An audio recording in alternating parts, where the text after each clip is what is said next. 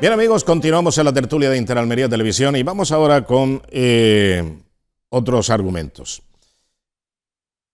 Es que lo que pasa es que acabo de ver una noticia, que son unas declaraciones de el dirigente de EH Bildu, Otegi, Arnaldo Otegi, llama monstruo a Íñigo Errejón el día que el PSOE vota con Bildu la ley que desprotege a policías y guardias civiles. Llama monstruo a Íñigo Errejón. Y dice que no sabía que el monstruo estaba al lado, que lo teníamos entre nosotros. Esto lo dice Otegi, condenado por terrorismo y por secuestro.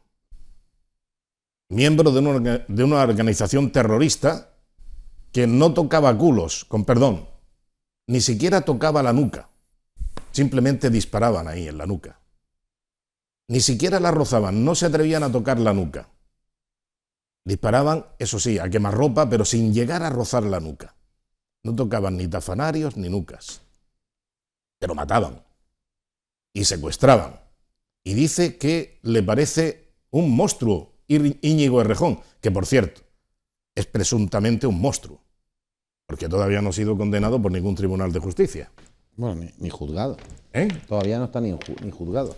Todavía no está ni imputado, que yo sepa. Nada. Pero hombre, una de las consecuciones pero más notables de este gobierno es la eliminación de la supresión de la... A mí lo que más me impresiona de todo esto es que los gorriones cazan escopetas. O sea, que venga un personaje como Otegi a decir, llamar monstruo a Íñigo Errejón. Sí, hombre, es lamentable. O sea, estamos llegando ya a un nivel... Vamos a ver, hemos naturalizado, gracias a este gobierno, que haya gentuza en puestos de responsabilidad. Sí. Y entonces al final la gentuza pues tiende, pues como la cabra al monte, a comportarse como lo que es, como gentuza. Y Otegi es gentuza desde que se levanta hasta que se acuesta. Entonces, hablar así de Íñigo Errejón, hombre, pues Íñigo Errejón tiene sus cositas o sus cosazas. Pero tiene sus incongruencias. Hombre, bueno, su hipocresía, pero nadie le ha condenado salvo el Twitter, que es el organismo en donde se condena ahora a la gente, porque ya decía que una de las máximas consecuciones de este gobierno infame ha sido la eliminación de la presunción de inocencia. Sí. Estamos dando por bueno que las denuncias anónimas, pues tengan carta de naturaleza y peso jurídico, prácticamente. Y entonces, si hay 30 personas que se ponen de acuerdo y dicen que, yo qué sé, que Antonio Felipe Rubio es socio del Barça, por ejemplo. Tú fíjate. No de idea. Tú fíjate. No de idea. Pues, al final veo que Joan Laporta viene y te hace un homenaje. Es decir, las denuncias... jamás. Pero nunca se sabe. No. Las denuncias nunca se plantean en Twitter. No tenemos que darle importancia a eso. Ve a una comisaría o ve al juzgado y pone una denuncia. Lo normal. Lo que haría en Zambia Mulico. Cabeza. Pero es que estamos ya a unos niveles de indefensión legal tremendo. El problema que decía Antonio es muy fuerte. O sea, un tío que ha respaldado a asesinos y que ha estado en los juzgados y no sé si condenado por... Y que ha formado parte de grupos secuestradores al menos secuestradores. Este señor no puede dar lecciones en este país de nada.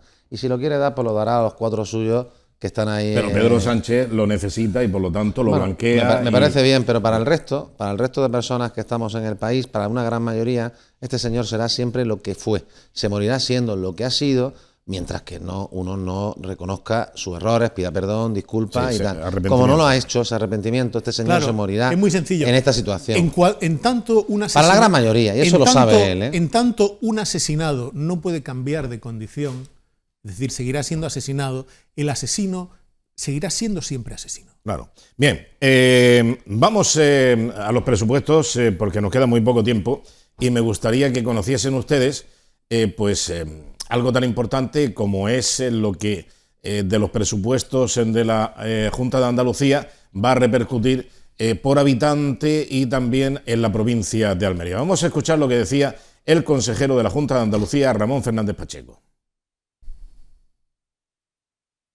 1,4 millones de euros para la apertura de la nueva sede de la Junta de Andalucía en la Plaza Juan del Águila de Almería para albergar servicios administrativos que repercutan en una mejor atención al ciudadano. Vamos a destinar en este año 2025 una partida de 2,2 millones de euros para la recuperación y adecuación del Parque Forestal del Boticario, una demanda histórica del Ayuntamiento de Almería y de todos los almerienses.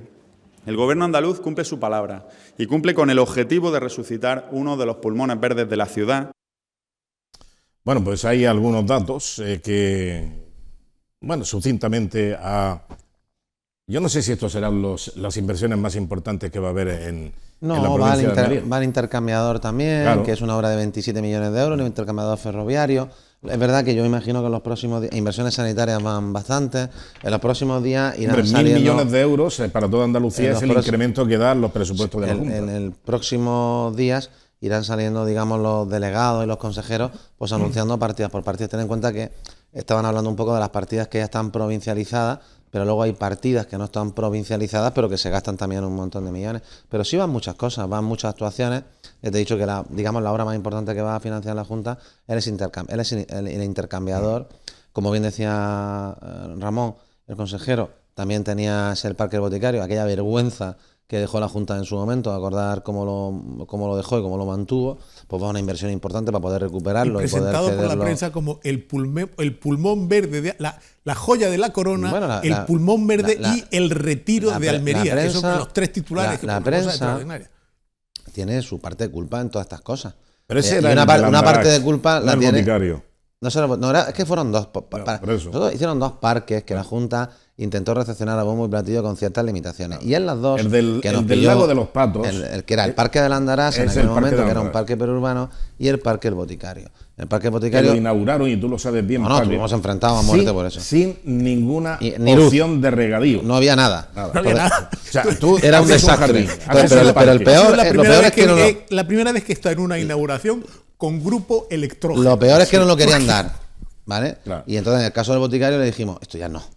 Y ya nos plantamos. O sea, nosotros no vamos a recepcionar algo que quieren que de mañana pasa a ser propiedad del ayuntamiento, para que al día siguiente empiecen las críticas destructivas por haber hecho una inversión que no vale para nada y que la han dejado en un estado tal. Y ellos se decidieron a cuidarlo. Y luego en el Parque de la Andara sí se llegó a un acuerdo de mejorar esa inversión y ya se hicieron cosas.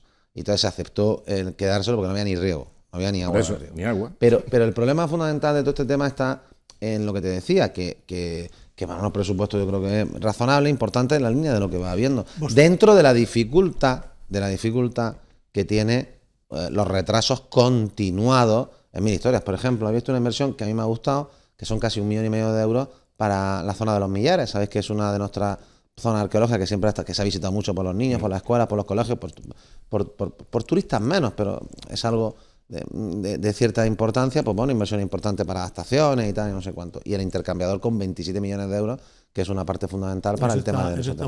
Hay una diferencia. ¿Vosotros acordáis cuando el PSOE presentaba los presupuestos en la Junta de Andalucía? Escondidas, todo sin provincializar. Exacto. Aquí se ha dado hasta la repercusión por habitante, 560 todo euros. Sin provincializar. Era más fácil no provincializar. Que se presentaba de esa manera, primero para que no se pudieran analizar las cuentas y para evitarlo. Es que en esta provincia ha invertido usted más y tal. Y luego cuando te ponían a mirar un poco detenidamente, en eso Rafa Martos de Noticias de Almería era un experto, porque es la única persona que conozco yo que tiene paciencia como para mirarse la letra pequeña de todas las cosas. Y veía que en los presupuestos de la Junta, año tras año, aparecía la misma partida para la iluminación de la Alcazaba, todos los años. O para la restauración del cable inglés. La misma. Claro, pero no bueno, ahí fueron más lejos. Vuelvo a repetir que ahí fueron más lejos, porque llegaban a presentar auténticos proyectos en 3 dimensiones. Presentaban esos proyectos una y otra vez. Te vuelvo a recordar, proyectos presentados. Una maqueta del materno infantil, correcto, por ejemplo. Proyectos presentados de la historia materno infantil. ¿Se te olvida alguno? ¿Recuerda cuando está el consejero Martín, que se presentaba unos accesos al puerto con unas rotondas por pescaderías soterradas, con no sé cuánto? Restaurante de pescado fresco. Correcto. Sí. O sea, que se presentaron muchas cosas que nunca se llevaron a cabo. Una cosa que tengan retraso, pero que nunca se hayan podido llevar a cabo, es que es demoledor. Y un Aquarium. Aquarium, es verdad, también. Aquarium que ya decía que disponía del dinero. que en la dotación económica ya estaba disponible. Se presentaban así. Y no dijo que disponía ya de las orcas y los delfines en un alarde de modestia. Sí. Digo que se presentaban así. Sí. Es que la presentación fue un auténtico marrajo. Un auténtico marrajo. Bueno, o sea, era muy común ese tipo de inversiones a bombo y platillo por parte de la Junta de Andalucía de aquellos años, sin cortarse un pelo y sin ruborizarse. Y que nos la teníamos que tragar. Y todo lo que salía en la prensa era lluvia de millones. Lluvia de millones, efectivamente. Vamos rápidamente con... habían mencionado a Rafa Martos, que tenía la santa paciencia de escudriñar la letra pequeña de los boletines. También ha tenido la santa paciencia de tener algunas entrevistas realmente pintorescas. Bueno, yo le he oído una en estos últimos 15 días que era... La de Mateo Hernández, por ejemplo. Yo me refería a otra. Yo me refería a la que Juan Antonio Lorenzo, el secretario general del PSOE almeriense, también. Dice que Pedro Sánchez es un hombre imbatible. Imbatible. Es un hombre imbatible. Sí. Bien. Ahora ha entrevistado al portavoz del grupo del Partido Popular en el Ayuntamiento de Cantoria. ¿Por qué? Porque resulta que la alcaldesa de Cantoria, del Partido Socialista, pues tiene a su cónyuge, que es funcionario del Ayuntamiento de Cantoria, y ha decidido, por una auténtica alcaldada, subirle el sueldo en más de 20.000 euros de complemento de productividad al año. Oye. Se monta en más de 60.000 euros al año, por encima de todos los A1. Ya no sé si hay más en cuanto al funcionariado en el ranking que hay, si hay alguien que cobre más en un ayuntamiento como el de Cantoria. Vamos a ver precisamente un momento de esa entrevista con el portavoz del Partido Popular en el Ayuntamiento de Cantoria. Bueno, esta pregunta habría que irnos hacia el año 2023, cuando se aprueban los presupuestos para el año 2024, allá por el mes de diciembre. ¿Y cuál es nuestra sorpresa cuando vemos en la RPT del ayuntamiento, pues que figura un puesto de trabajo, concretamente el de jefe de negociado y personal y Hacienda, ¿vale? Jefe de negociado personal y Hacienda, y vemos los complementos, tanto el específico como el de destino, bastante elevados, ¿no? Comparamos ese complemento de específico con el del presupuesto de la RPT del año 23 y vemos que había una diferencia de casi 10.000 euros. En total, el señor Cerrillo, que es el cónyuge de la alcaldesa, pues cobra un complemento específico de 34.671 euros con 56. Eso, unido a los diferentes complementos de destino y otros más, pues arroja un sueldo de 60.333,70 que pagamos todos los cantorianos porque este señor esté haciendo política en el consistorio. El señor Cerrillo es funcionario de carrera del Ayuntamiento de Cantoria. Sí. Que recuerdo que el señor Cerrillo fue el protagonista de una noticia a nivel nacional hace unos cuantos años porque la Guardia Civil le localizó y habló con él en las inmediaciones de un establecimiento, digamos, de... Que no era una biblioteca... De afecto estipendiado. Sí, sí. Exacto. Y con alguna sustancia fue el mismo, ¿no? Sí, exacto. Oye... eso se publicó, está en la hemeroteca y se puede reproducir, evidentemente. Y se puede rescatar. O sea que no me lo estoy inventando. No te lo has inventado, o sea, que porque recuerdo lo conozco perfectamente, lo recuerdo perfectamente. Pero me vengo a referir que, claro, ha dicho algo el Partido Socialista.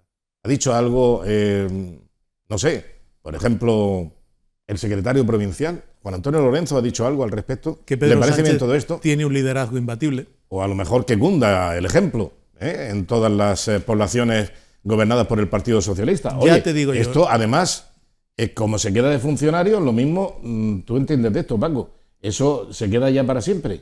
Bueno, hay algunos pueblos que hacen cosas que son sorprendentes y que juegan con la voluntad de la oposición de no querer denunciar esos hechos y crear problemas a sus vecinos, ¿no? A los vecinos me refiero a los vecinos o a los contrincantes políticos. Pero hay alguna gente en los pueblos que hace algunas cosas demoledoras. Y son más habituales de lo que parece, quiero decir. Porque al final no sé si esto hablábamos en alguna ocasión, las capitales están más controladas para este tipo de cosas, no se le ocurriría a nadie hacer este tipo de historias, pero los pueblos se hacen muy a menudo, entre otras cosas, pues son los pueblos pequeños, pues muchas veces hay unas grandes familiaridades, ¿no? Pero desde luego se cortan poco, se cortan poco a la hora de tomar estas decisiones que muchas veces son estéticas y estéticas de calado. En este caso concreto, yo creo que también terminan los plenos. O sea, este hombre tiene otra cosa que me parece todavía peor, y es que los concejales del PSOE no hablan los plenos, solo habla él. Él va a los plenos como asesor e interviene como asesor en todos los plenos, en todos los puntos, en todos los sitios. Yo no lo he visto en mi vida. Además, en un pleno... No lo he visto en mi vida. Me imagino que alguna medida jurídica tomaremos, pero no deja hablar a nadie, solo habla él, porque además la alcaldesa lo tiene como asesor para hablar. Entonces el tío, como tiene esa ínfula de cuando quiso ser alcalde que no puso, cuando quiso ser candidato a la alcaldía que no pudo, porque lamentablemente pues salió algún espectáculo dantesco, pues que nos va el tiempo. Yo creo que ese será el motivo, ¿no? Sí, además creo que tuvo una intervención brillante cuando llamó al portavoz del Partido Popular, Gil y tal, pero a grito pelado. Sí, él habla, interviene. Sí. La frase textual fue: ¡tú que miras, gilipollas! Exactamente. Bueno, tal cual. No es mía. Bueno, para terminar, magnífico colofón, una coda muy bonita para terminar la tertulia de hoy. Cerrillo style. Sí. Muchas gracias, Paco Micián. Muchas gracias, José Fernández. Mañana volvemos en otra edición de la tertulia. Muy buenas noches y hasta mañana.